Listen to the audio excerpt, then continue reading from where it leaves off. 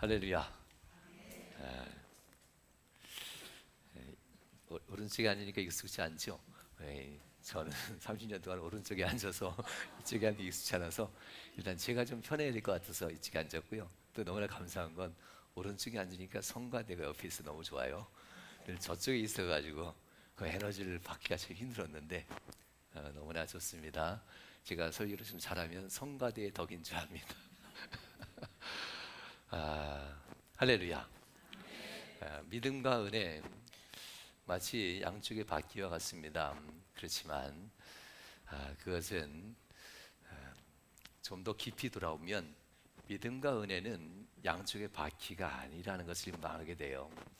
왜냐하면 은혜와 믿음이 같이 가면 은혜가 떨어질 때 믿음이 제자리 바퀴를 돌게 돼요. 과연 은혜에 의해서 믿음이 자라날까? 은혜 받으면 믿음이 많이 성장하나요? 질문이 참 이제 애매해지기 시작하죠. 과연 은혜를 받으면 믿음이 자랄까? 거꾸로 한번 생각해 봅시다. 믿음이 성장하면 더 많은 은혜를 깨달을까? 뭐가 맞을까요? 이미 우리가 태어나면서부터 하나님의 은혜 안에 삽니다. 이미 우리가 세상 살아가면서부터 하나님의 은혜 안에 삽니다. 그러니 은혜는 이미 우리에게 충분히 충만해져 있어요. 숨 쉬는 것도 매일매일 살아가는 모든 것도 다 이미 하나님이 예비하신 것 여호와의 일에 가지고 살잖아요. 단 우리가 더욱더 성실하게 더욱더 노력하면서 그리고 그렇게 살면서 좀 더 유익하게 넉넉하게 사는 경우가 참 많죠. 그렇다면 하나님 앞에 우리가 은혜를 더 많이 깨닫기 위해서는 무엇이 필요할까?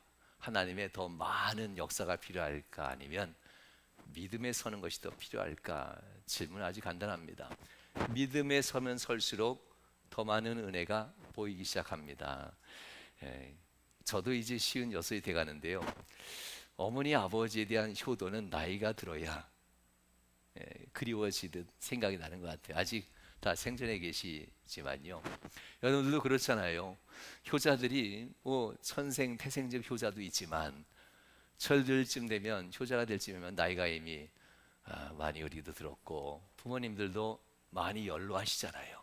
그래서 효도할 때를 놓친다라고 하죠. 믿음이라는 것이 그런 것 같아요. 하나님 앞에서 믿음을 깨닫고 믿음의 은혜를 깊이 알면 알수록 하나님의 은혜를 더 깨닫게 되는데요.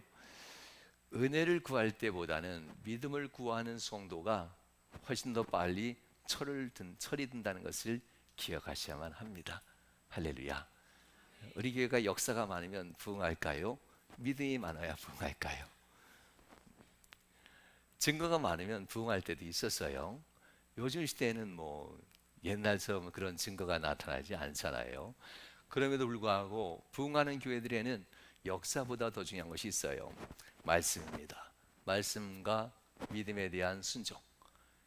이 말씀에 대한 믿음이 깊이 들어가면 들어갈수록 은혜를 더 많이 깨닫게 되고 하나님 앞에 삶의 기쁨이 넘치게 된다는 이런 이야기들입니다. 오늘 나오는 본문 말씀은 13장 전체 이야기도 한데요. 할렐루야. 전체 이야기 보면 주님께서 오늘 53절에서 이 모든 비유를 마치시고 난 후에 거기를 떠나사 이렇게 나와요. 거기를 떠나사 하면서 나사렛 그의 고향에 들어가는 장면입니다. 나사렛 어떤 동네냐면요, 이스라엘에 있어서 나사렛은 가장 가난한 산동네고요. 이스라엘에서 나사렛 예수님의 고향은요 배움도 없고 지식도 없는 사람들이에요. 그래서 율법학자들이 이 나사렛을 놓고 뭐라 했냐면요, 예수님이 나사렛의 고향이라니까 이렇게 얘기합니다. 나사렛에서 무슨 선한 것이 나겠느냐. 그 산골짜기에서 그 배움도 없고 지혜도 없고 아무것도 알지 못하는 사람들이 무슨 하나님의 은혜, 메시아, 율법의 은혜를 누가 깨닫는다고, 거기에서 무슨 메시아가 나온다고 하면서 예루살렘의 율법학자들이 곧 제사장들이 나사렛에서 선한 것이 나지 않는다고 선언했던 곳이에요. 일반 사람이 선언한다면 무시하면 됩니다. 그러나 율법학자들이 선언하면요 그게 곧 정답이 돼요, 유대인들에게는. 그러니 예수님에 대해서 받아들이는 것이 불가능해지기 시작해요. 예수님 같지 않냐? 이렇게 돼버려요. 그들이 선언하는 순간 예수님께서는 바로 이런 많은 공격을 받으면서도 여전히 복음을 증가하는 예수님의 모습을 보게 됩니다. 그러면서 마태복음 13장에서 갈릴리 호숫가를 바라보면서 그 많은 사람들에게 산상수훈을 하시고 난 후에, 그리고 그들에게 다시 한번 여러 가지 비유로 그 이후에 전하는 얘기예요. 그러면서 여러 가지 비유가 나오는데요, 이 비유들 속에서 우리가 기억할 것이 있어요. 비유 하나하나 쪼개놓으면요, 하나하나 은혜가 너무 많죠. 네 가지 땅에 대한, 씨가 네 가지 땅에 떨어진다는 비유도 있고요, 하나님의 은혜 가운데 우리의 삶에 겨자씨와 누룩에 대한 비유도 나오고요, 그리고 그 안에 원수가 가라지를 뿌리는 비유도 나오고요, 그 안에 천국은 마치라고 하는 네 번째 비유, 천국은 마치, 천국은 마치, 천국의 마치 세 번 강조하면서 천국에 대한 이야기를 하는 비유도 나와요. 이 네 가지의 비유를 보면은 우리의 신앙의 여정이 나와요. 예수님이 이 비유를 마치시고 라고 하면서 시작됐던 첫 번째 비유 하면서 했던 네 가지의 땅에 대한 비유가 우리가 처음 신앙을 시작할 때, 신앙생활 시작할 때의 그 인생이에요. 여러분들 지금 어떤 땅이 됐습니까? 라고 질문하면 이제 또 당황하기 시작할 거예요. 여전히 예수님 믿는데 이 사람 저 사람 밟히듯 이 사람 저 사람 영향받아서 길가와 같이 우리 마음이 척박한 마음으로 혹시 신앙생활 합니까? 교회 오면 예수님이 보여야 되는데 교회 오면 그분 안 만났으면 뭐 이렇게 눈을 감을 수도 없고 꼭 그분하고 엘리베이터에서 마주쳐요. 꼭 그래요. 이게 서로 나쁜 게 아니에요. 나쁜 게 아니에요. 그분이 그 안 마주쳤으면 하면서 눈을 감는 그분의 마음이 이 길가와 같이 탁탁해져서 그래요. 너무나 약하기 때문에 이 사람 저 사람한테 자꾸 밟히고 아니하면서 경계를 정해주지 못하기 때문에, 그래서 노라고 말하지 못하기 때문에 길가와 같이 자꾸 마음이 다져져서 예배당 올라오기 전에 이미 마음이 다져지니 말씀이 뿌려져도 새들이 와서 다 먹어버리더라, 뭐 이런 얘기가 그 얘기잖아요.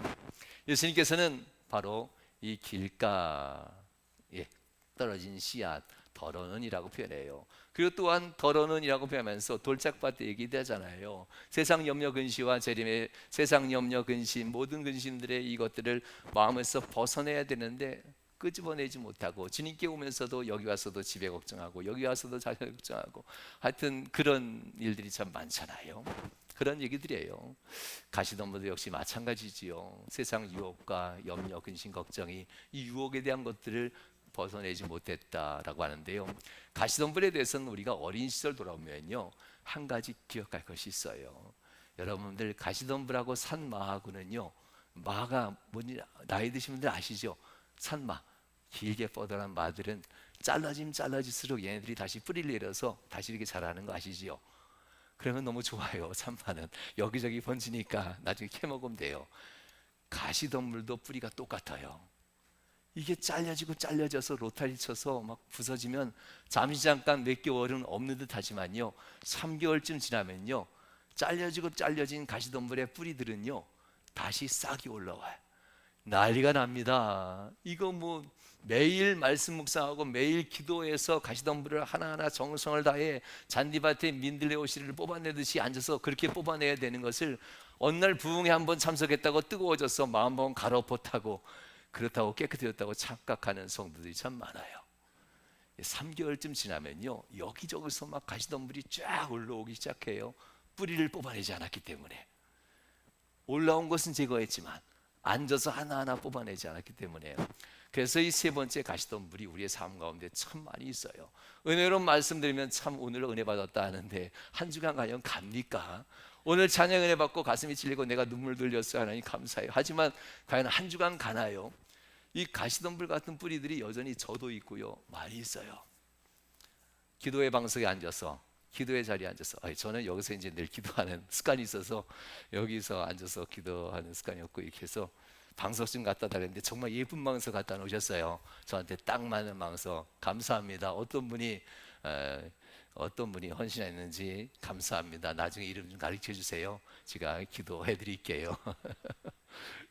감사합니다. 새벽마다 일찍 오면 이제 무릎 꿇고 기도하거든요. 기도의 방석, 여러분만의 기도의 골방이 있을 거예요. 그 자리에 들어가셔야만 합니다. 말씀 묵상하고 그 자리에 들어가서 하나님 앞에서 뿌리를 계속 뽑아내는 습관을 가지셔야 돼요. 그래야 깨끗한 심령이 된다는 이야기죠. 이렇게 우리의 신앙의 여정이 시작됐고요. 이 신앙의 여정이 시작된 가운데 하나님께서는 우리에게 은혜를 베푼다라는 이야기가 그 다음 말씀이에요. 신앙이 성장하고 성장하는데 좋은 땅에 심겨지면 어떻게 성장할까요? 100배, 60배, 30배 은혜를 얻는다고 하지요. 그 다음에 주님께서 주신 비유가 바로 겨자씨의 비유입니다. 겨자씨는 모든 씨보다 작은 씨로다 이렇게 시작하잖아요. 그런데 겨자씨가 자라면 3m까지 자란답니다. 이게 뭐 잔디씨보다 더 작은 씨인데 많이 되나요? 엄청나게 자라는 거잖아요. 그런데 이 작은 씨가 나는 작아요, 나는 약해요 하면서도 주저앉는 게 아니라 나는 작은데 주님 어떻게 직분 감당하나요? 주님 붙드는 겨자씨가 돼요. 좋은 땅에 심겨진 자들이 바로 그 같은 마음이에요. 나는 부족하고 나는 연약한데 어떻게 신앙생활할까요? 이렇게 주님 십자가 아래에서 기도의 자리 만드는 사람들, 십자가 자리 아래 내려가서 기도의 골방으로 들어가는 사람들에게는 마치 좋은 땅이 되어서 거기에 겨자씨 하나가 떨어지는데 이 사람은 사람을 품는 자가 된다는 얘기예요. 교우면 가까이 가고 싶은 분 있잖아요. 할렐루야. 네. 모두가 다 그렇게 되길 바랍니다. 가까이 가고 싶은 분들, 겨자씨가 자라나는데 연약한데 왠지 그 품에 들어가고 싶은 분들이 있어요. 저분은 여리여리한데 왠지 그 품 아래에 들어가고 싶은 마음이 있어요. 바로 그렇게 성장하는 사람들이 좋은 땅에 떨어진 신앙인들이 그렇게 믿음이 자라면 후에는 사람들을 품는 자가 된다라고 얘기해요. 그렇게 품을 수 있는 그리스도인들을 얘기하면서 누르게 비유를 하죠. 효모, 진짜 가루도 안 되는 가루보다 더 작은 가루잖아요. 밀가루처럼. 그거 덩이에 비하면 1000분의 1, 10,000분의 1이 될까요? 그러나 그거 하나 젖은 밀가루덩이에 떨어지는 순간 온 반죽 그릇에 밀가루가 다 부풀게 만들어 버리잖아요. 신앙이 그런 것이다라고 얘기해요. 좋은 땅에 떨어진 신앙인들, 예수 그리스도 앞에서 이 믿음 가진 성도들은 결국 이렇게 성장한다라는 얘기입니다. 이렇게 성장하면 얼마나 재밌어요. 주님 앞에서 사명 간다고 말씀 따르다 보면 은혜도 받고 너무나 감사하면서 마음이 막 너무 올라오잖아요. 예배 때마다 눈물을 흘리고 너무나 마음이 벅찬 마음이고 성경을 펼치면 왜 이렇게 꿀송이처럼 달콤한지 너무나 감사하고 이런 순간이 지금도 계속되면 할렐루야지만 가끔 가다 그렇게 했을 때도 괜찮아요. 왜냐하면 예전에 안 믿을 때도 살았는데 그래도 가끔 가다 올라오면 잘 사는 거예요. 잘 사는 거예요. 그러나 이 사이사이마다 믿음을 주저앉히는 일이 있을 거다 하면서 세 번째 비유를 해요. 예수님의 세 번째 비유는 가라지의 비유를 해요. 세 번째 연속해서 비유하면서 가라지의 비유를 하면서 이렇게 얘기합니다. 원수 마귀 그놈은 잠도 안 자. 이렇게 시작하는 거예요. 너희가 피곤하고 쉬고서 잠이 들었을 때에 그 밤 그 새벽에 원수가 와서 너희가 수고한 믿음의 바위에 가라지를 뿌리는구나. 이 세상 사는 이상 우리가 믿음 생활 열심히 하고 아름다운 신앙 가지고 좋은 직분 가지고 하나님 앞에 세워지고 하나님 앞에 역사를 이루고 언신하고 업무를 드린다 할지라도 그 사이사이마다 가라지가 올라와요. 저에겐 약점이 없겠습니까? 있습니다. 성경이 너무 급해가지고요. 때로는 성도들이 아픔도 내가 못 돌보고 그냥 지날 수 있는 경우가 있어요. 이럴 때는 속자님, 도속장님 어디 계신가? 저한테 꼭 가르쳐 주셔야 돼요. 속도원들에 대해서 아픔, 성도들의 아픔을 잘 챙겨 주셔야 제가 얼렁얼렁 전화도 하고 신방도 하고 그래요. 이 약점이고 단점이기도 해요. 일중심적인 목사여서 그래요. 너무나 일중심이어서 저랑 이제 목회하다 보면 목사님 좀 찬찬히 가시지요. 이런 얘기도 아마 여성교회장님 하게 될 수도 있고요. 예배부장님 많이 하게 될 겁니다. 할렐루야. 다른 부장님들 역시 마찬가지예요. 많이 조절하고 있는데요. 하나님은 이렇게 약점들이 있어요. 약점들을 가진 사이사이마다 마귀는 역사에서 가라지를 뿌린다. 그 가라지가 올라오는 것 때문에 너희 두려워하고 염려하지 마. 네가 그걸 뽑으려고 하면 할수록 너의 강점이 사라져. 할렐루야. 자꾸 주파수가 방해를 받는데요. 아마 일부 예배 시간에는 제 것만 켰을 땐 괜찮았는데 다른 것들 한번 꺼보실래요? 마이크에서 끄면 되는데 마이크에서 전원을 무선 마이크에서 전원을 한번 탁탁 꺼보시겠어요? 네. 가라지에 대한 얘기를 주님이 하시면서 너의 인생 가운데 그런 일이 올 때 네가 뽑으려 하지 마. 거기에 신경 쓰면은 하나님이 하려는 일에 집중하지 못해. 교육을 때 만나고 싶지 않은 사람, 교육을 때 나에게 그 일을 안 맡기면 좋겠구나 하면서 거기에 신경 쓰지 마. 내가 할 수 있는 이 일을 바라보고 가봐. 그러면 가라지는 세상 끝날 때, 추수할 때 나의 추수꾼들이 다 뽑아내고 불섬에 던져버릴 거야. 너는 그저 나만 바라보고 가면 돼. 신앙생활에 아픔도 있고 괴로움도 있지만, 그러나 세상을 창조하신 하나님이잖아요. 세상을 지으신 하나님이잖아요. 세상을 지으신 뿐만 아니라 섭리하신 하나님이시고, 그 섭리하신 분이 결국 역사를 이루실 뿐만 아니라 세상을 심판할 분이잖아요. 그러니 마귀가 던져놓은 가라지의 아픔 때문에 주저앉지 마시고 꾸역꾸역 나오셨던 그 신앙의 추억 가지고 꾸역꾸역 기도의 자리, 꾸역꾸역 예배의 자리에 나오세요. 지난 시간 여러분에게 뭐라 그랬어요? 좀 부족해야 부모가 뭘 해준다고요? 챙겨준다고. 전 둘째 아들인데요, 뭐든 알아서 잘하는 아들. 그러니까 대견하다 소리 들으면 안 돼. 아무것도 안 해주시더라고요. 나중에 커서도 별로 안 해주더라고요. 하나님도 똑같아요. 좀 부족한 아들처럼, 좀 부족한 성도처럼, 약간 아파도 하나님 아파요 하면서 해결해 주세요. 세상에서 내가 해결하려고 하는 대견한 아들 말고 하나님 앞에 나와서 무릎 꿇어 하나님 힘들어하면서 하나님 앞에 기도하면 가라지는 주님께서 없애버리시고 내 삶에 행할 수 있는 일을 하게 한다는 이야기입니다. 이런 이야기를 하면서 주님이 그 다음 이야기를 시작하는 거예요. 성도 여러분, 이 이야기 속에 마지막 네 번째 비유가 있어요. 이렇게 너희의 신앙을 잘 지켜가면 네 번째 네가 볼 게 있다라고 해요. 천국이에요. 그러면서 천국은 마치 혹시 기억나시나요? 천국 마치 첫 번째, 남의 땅 빌려 농사를 짓는데 그 땅에서 뭘 발견해요? 부활을 발견해. 익숙하지 않고 서먹서먹하고 이거 내가 기도해도 되나 하는 우리 교회, 화곡동 교회에 내가 은혜 받을 만한 사람인가? 믿음도 약한데. 내가 하나님 앞에 은총을 받을 만한 사람인가? 믿음도 약한데. 이런 나를 하나님이 은혜 주실까? 서먹서먹한데 하다 보니까 부활을 발견했어요. 이런 얘기예요. 인생을 살면서 우리의 삶 한가운데도 역시 마찬가지예요. 값진 진주를 찾는 상인이 값진, 세상에서 극히 값진 진주를 만났을 때 그 기쁨.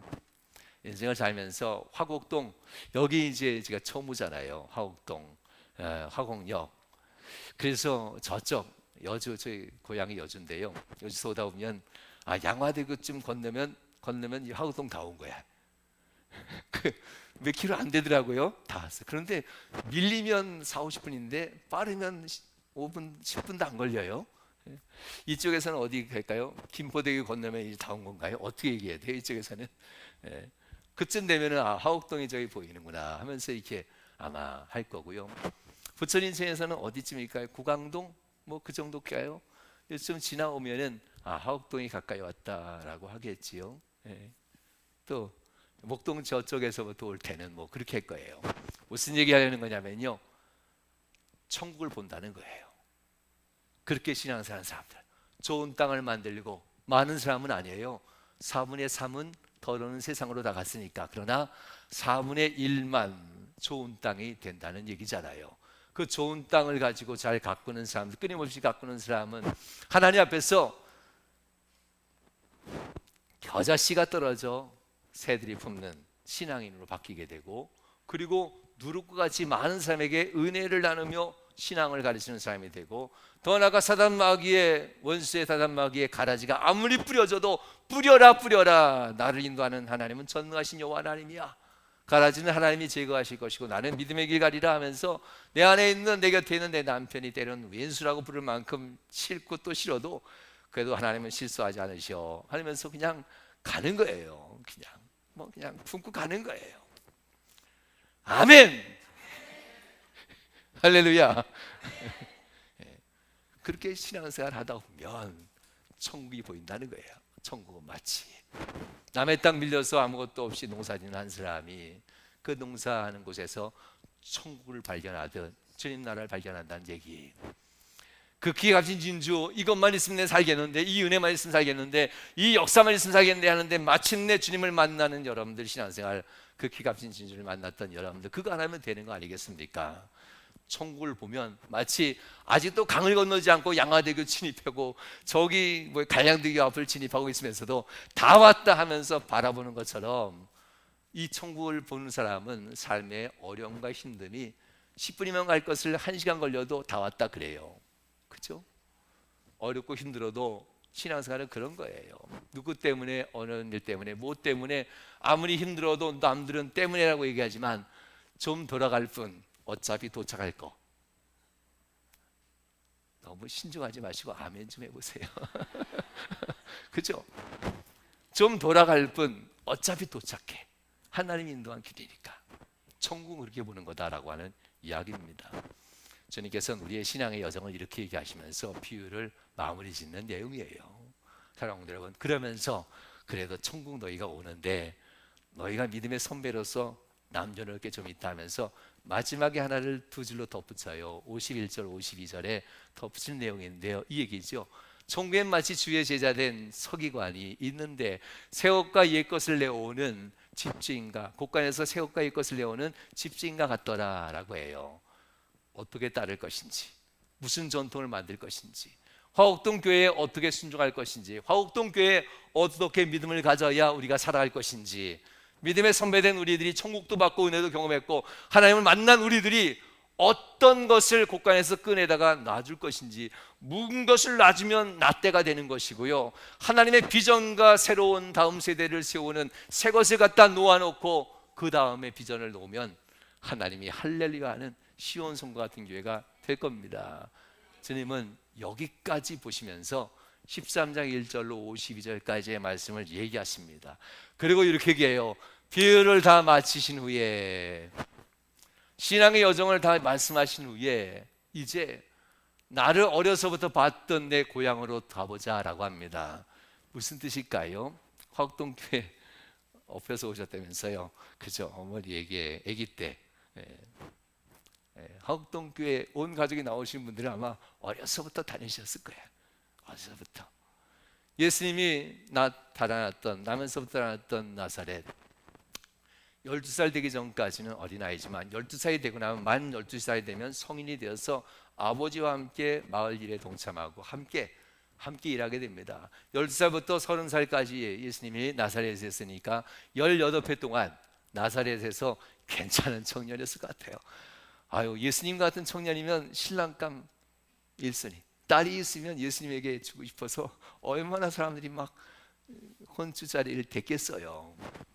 예수님이 18회 동안 살면서 최고였는데 얼마나 최고였냐면요, 예수님이 이미 12살 되기 전에 6, 7살도 안 될 때 그의 지혜가 얼마나 뛰어났냐면요, 그가 유월절 절기 지키기 위해서 아버지와 함께 어머니와 함께 예루살렘에 도착했을 때에 유월절 절기를 마치고 이제 고향으로 돌아가는데 사촌들과 함께 돌아올 줄 알고 이 아버지 요셉과 마리아는 길을 떠납니다. 그런데 예수님이 제사장들, 율법학자들이죠. 가말리엘의 제사장들입니다. 대단한 사람이라고 얘기했잖아요. 그 사람들과 함께 이거 6, 7살밖에 되지 않은 어린아이가 대화를 나누는데 그 율법학자들을 뛰어넘어요. 예수님의 지혜가 얼마나 대단했습니까?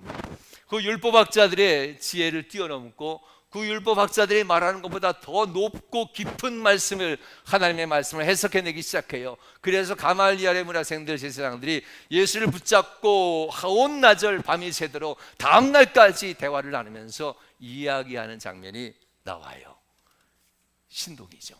대단한 분이죠. 이 지혜가 사라졌을까요?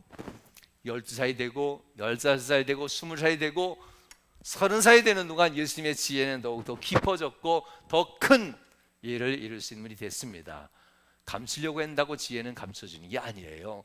감추려고 한다고 지혜의 명철은 감춰주지 않아요. 겸손함으로 나타날 뿐 여전히 보배 같은 예수님의 모습은 사람들에게 인정받게 돼요. 그 예수가 돌아왔어요. 무슨 일이 일어나야 돼요? 우리 박수 한번 쳐줄까요? 할렐루야. 지난주에 저에게 이렇게 박수 쳐줬잖아요. 꽃다발 주시고 얼마나 행복한지 감사합니다. 예수님이 그렇게 대해줘야죠. 그렇게 대해줘야죠. 그렇게 대해줘야죠. 그런데 예수를 그렇게 안 대해요. 배척한지라. 배척한지라. 아주 중요한 단어예요. 내가 내 어머니도 알고 내 아버지도 알고 내 남동생들도 알고 내 여동생들도 아는데 너 별거 아니잖아, 이 얘기를 하는 거예요.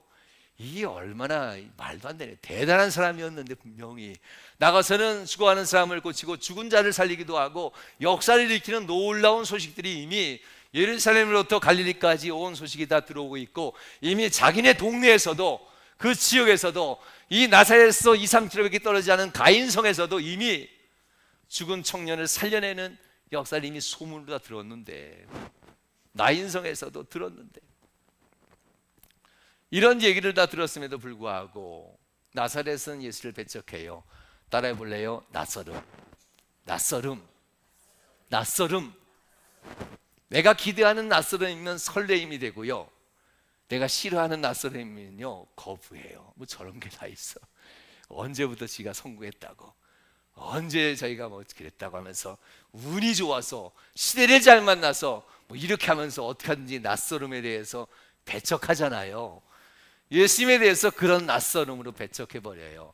나도 부모만 잘 만났고 나도 운만 좋았으면 나도 너처럼 살았을 거야, 뭐 이런 얘기잖아요. 예수님의 친구들과 그 가까운 선후배들이. 그러니까 얘기하는 겁니다. 내 누이들도 알고 내 형제들 남동생도 알고 내 아버지도 알고 내 어머니도 아는데 너 뭐야, 별것도 아닌 게 제자들 거닐고 와가지고 이렇게 배척하는 장면이 본 말씀입니다.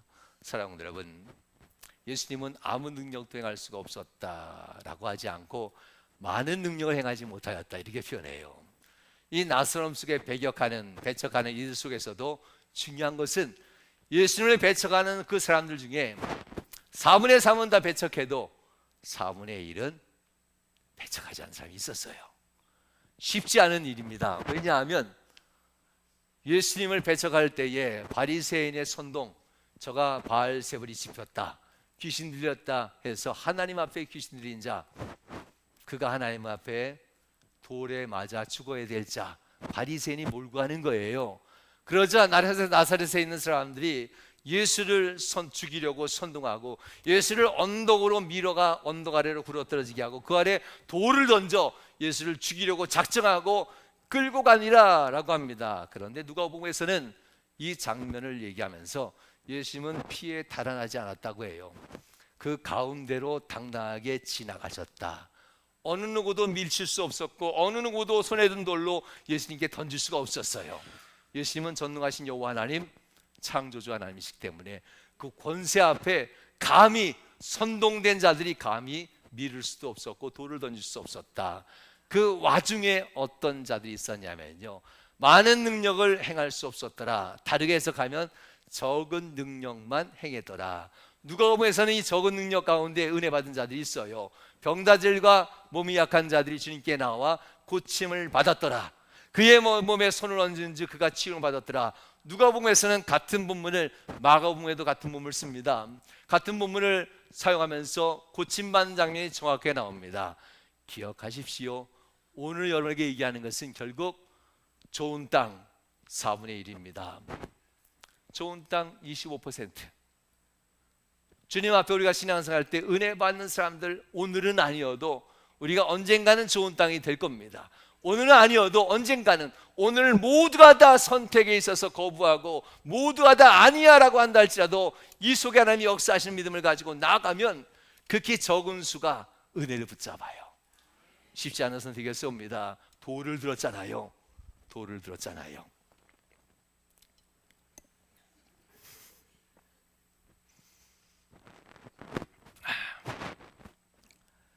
돌을 들었단 말입니다. 그런데 나의 주 나의 여호와 하나님 하면서 무릎을 꿇는 순간 누구도 돌에 맞아요? 그 사람도 똑같이 맞아요. 예수당이다 하면서 주님이여 내 병을 고쳐주옵소서 무릎 꿇는 순간 그 역시 똑같이 끌려가요. 예수님은 능력으로 빠져나갈 수 있지만 이 사람은 너 그 동조했구나 하면서 그 마을에서 과연 살 수 있을까? 선택이에요. 신앙생활은 모두가 예라고 해도 아니야, 주님은 그런 분 아니야. 모두가 어렵고 힘들다 해도 아니야, 할 수 있어. 이 25%의 사람이 결국은 주의 역사를 이루게 됩니다. 여러분들 꼭 되시길 저는 축원합니다. 바로 이 사람의 선택, 그 선택이 여러분에게 꼭 있기를 축원합니다. 그 적은 몇몇 사람이 결국 주님께로부터 은혜를 받고 삶이 회복되면서 인생의 복된 길을 걸어간다라는 이야기지요. 여러분과 함께 찬양을 하려고 내가 말씀 중에 찬양을 준비했는데요, 찬양을 중간에 하려고 했는데 벌써 끝까지 가버렸네요. 아, 참 어떡하죠? 제가 찬양 준비했다가 끝까지 가서 못하는 경우가 목회하면서 진짜 많습니다. 그런데 이 찬양이 C코드 한 번만 쳐줘볼래요? C코드. 오 주님 나를 붙드시면 내 영이 소생하리. 그 크고 귀한 사랑에 품 갈 길을 일러주네. 주님이 가신 골고다의 언덕에 내가 서서 주님 하신 행적 따라서 그 뒤를 이르리라. 가다가 지쳐쓰러지면 주 이름 부르겠네. 나의 하나님은 응답해 주시리라. 여호와 의지하는 자는 새 힘을 얻으리라. 밝고도 오묘한 그 말씀 내 영혼 편이시네.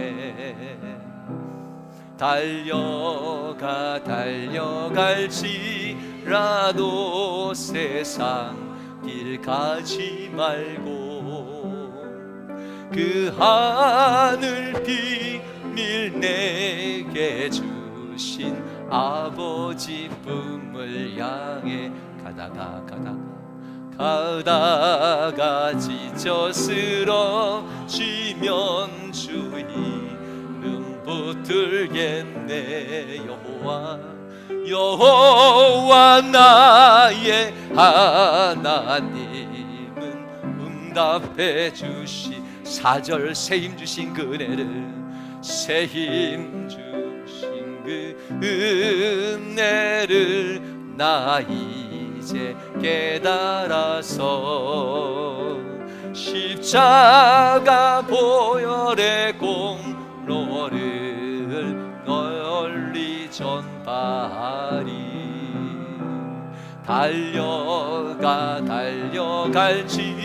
달려갈지라도 세상 길 가지 말고 그 하늘 비밀 내게 주신 아버지 품을 향해 가다가 지쳐쓰러지면 그 이름 부르겠네.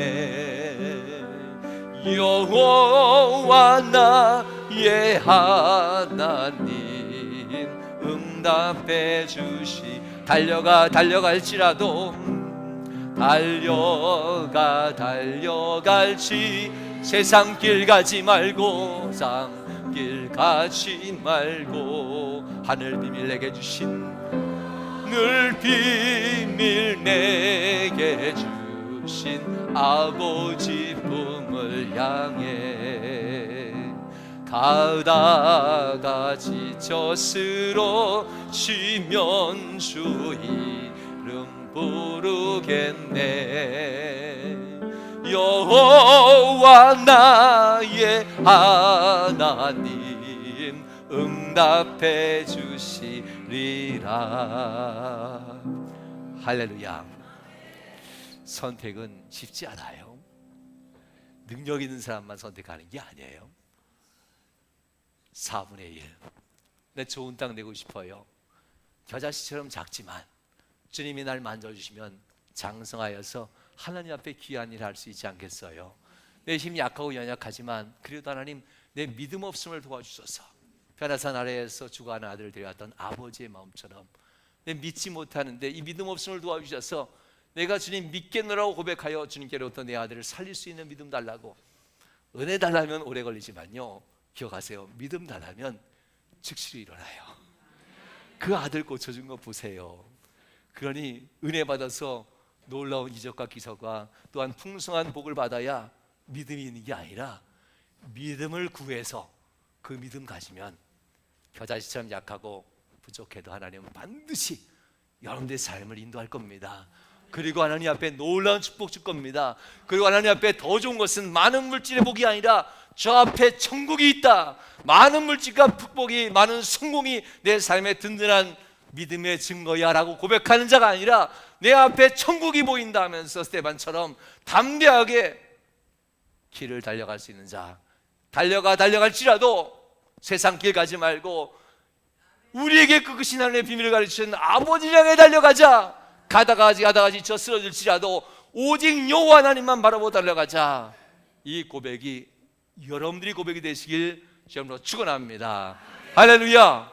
다 같이 일어나셔서 마지막 결단 찬송으로 드리겠습니다.